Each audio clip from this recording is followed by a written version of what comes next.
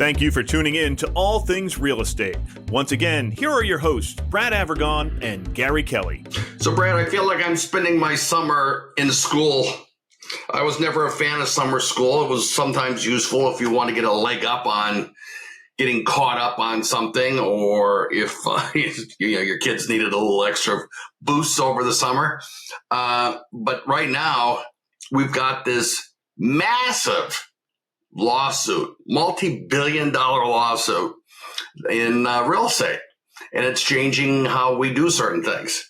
The net is that some sellers were annoyed and litigated because that's what you do when you're annoyed now, because they felt that when they sold their house, they were being told that they had to pay for the buyer's agent, and they didn't get to choose the buyer's agent. They didn't get to choose the amount, none of that stuff. Now, there's an argument that says that's all negotiable. They could have negotiated it. As a practical matter, from my perspective, that didn't happen. And, I'm going to say right now that our show is a short piece on a complicated thing. If people want to have the most recent information, they should go to nar.realtor and they can get the information there. This is just two guys having breakfast and chatting about things. It's not an official document reflecting NAR, Fairway, Castanetti, or anybody else. It's just two guys chatting. Right. So, Brad, now we have to negotiate the buyer's fee, the compensation, we can't call it commission. I like success fee, but that didn't seem to make it. So my question to you, Brad, is, so what do you see changing in our business because of this? Well, I think it changes a lot of the back and forth between the buyer and or the buyer agent with regard to the seller. It creates a conversation that necessarily didn't have to be there before, but now has to be there because of some of the changes made. And, just to highlight for the folks that may not be aware of the intricacies of what it was before and what it is as of the middle of August 17th. August 17th. And by the way, Brad, that's not when the lawsuit, when all that's ratified. That's just the National Association of Realtors, which I will refer to as NAR, put this approach out there. And the Department of Justice has said, yeah, okay, for now. We'll get back to you on that. So we're moving forward without an agreement that's totally signed off by any stretch. So, right. And then the local MLS Property Information Network, or MLS PIN, they've decided not to go this path. So there's a couple of different things in play. And I say that only to say whatever we're talking about, we should consider as what it is today, but certainly preliminary. But I agree with you, Gary, 100%. But let's take a step back. Let's explain to our listeners and viewers what it was. I'll let you elaborate on that, since that's more your kind of area. Well, what it was is we would sit down with a seller and they would say, we want to sell our house. Great. And we would agree on a percentage. I'm going to use 4% as just an example for purposes of this show. And we would there was a section in the listing paperwork that said, how will that 4% be broken up? How much will stay with the listing agent and how much will go to the buyer's agent? And, some people religiously cut that in half. Others felt that the listing sides had more expenses, so they needed to retain a little bit more. But the bottom line is that was all decided before the house hit the market. Okay. The buyer had no say in that. And frankly, you'd go around and you'd say, well, it doesn't cost you anything to have an agent come work with you because it's paid for by the seller. Now, it was paid for by the transaction, but that's a nuance at this point. So they want to be able to have the buyer have control over what they're paying for their services. So just to elaborate on that, the seller, this did not impact the seller other than the fee that they agreed to for our listeners. So basically, if the seller in Gary's example agreed to pay a 4% commission on the sale price, that commission was then listed. That's all the seller's obligation was. And then that commission was split between the listing agent who listed the property and the selling agent or buyer agent, the agent that might be representing the buyer if they had a buyer agent, that their commission was in fact paid for by a portion of what the seller had agreed to. And that's what the way the business has been for many, many, many years.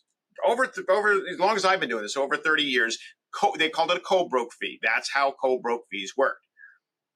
The lawsuit came basically was that the sellers were paying for the buyer's commission, and they felt that that was unreasonable, and the sellers felt that they had no choice but to do that based on the way the industry worked. And so this lawsuit, as you said, there's still many things. There's nothing that's completely signed. There's some as far as a settlement, but basically what has changed is the as of the 17th. As part of that listing agreement now, there is no official co-broke fee that is listed as part of that transaction. So the seller will make an arrangement with the listing agent for whatever they feel is reasonable to market that property. The buyer and the buyer's agent will have to investigate by conversations, talking to the listing agent, if the seller has agreed to pay all of the buyer's agent fee, some of the buyer's agent fee, or none of the buyer's agent fee. That's where I part with the legal people. In my mind, the way it was, we had total visibility on what the commission structure was on the deal, the buy side, the sell side. Okay, now a seller may be offering something to the buyer's agent, but we can't publish that anymore. Okay. Now you can publish it on a separate website. So if you go to movewithgary.com and look at one of my listings, I can list there what the seller commission is. I mean the buyer's commission. I don't know.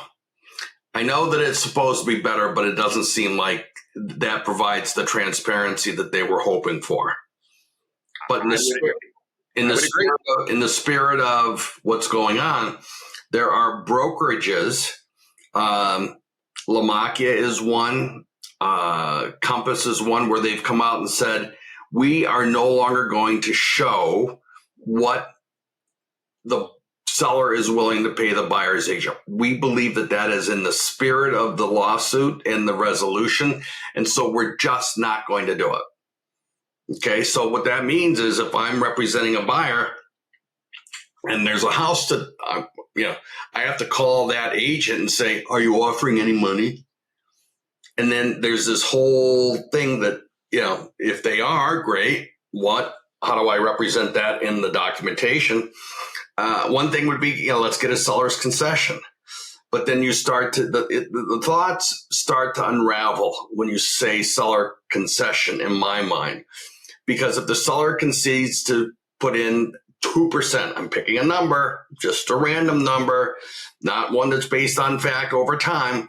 If the seller agrees to pay the buyer's agent 2%, okay, then how does that get represented in the transaction? Can it be financed? What if the house doesn't appraise with that number in there? What if they look for something different? Those are the things where I think the devil's in the details and it starts to fall apart for me, at least. Well, I agree with you. And I think that, I saw the new, obviously the Mass Association of Realtors has adopted their forms. I actually saw an offer, my first one, come across under the new form this weekend, and it has different verbiage in there, and it has a different portion where it dictates what the seller, if any, will be paying. So it's an integral part of the offer now. So if someone is saying they're going to offer, a $400,000 property, and the buyer's agent fee, we'll just use your example, is 2%. When you write that $400,000 offer, you have to dictate that the seller will be paying the buyer's agent, $8,000, or 2% of the purchase price has to be written into the offer.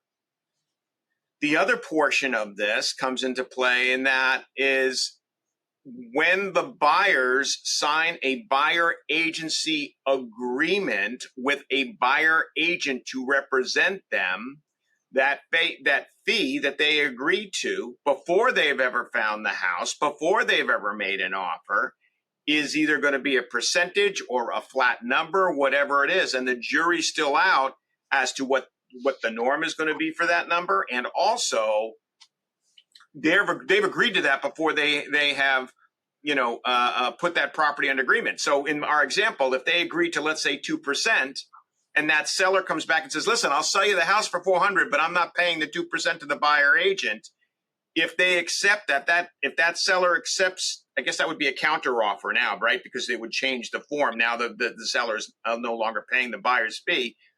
Now the buyer has to say, well, not only am I coming up with my down payment, but I owe my buyer agent $8,000 on this transaction. Right. So I don't know what form to put this on, but we got to pay some bills. So we're going to take a break here.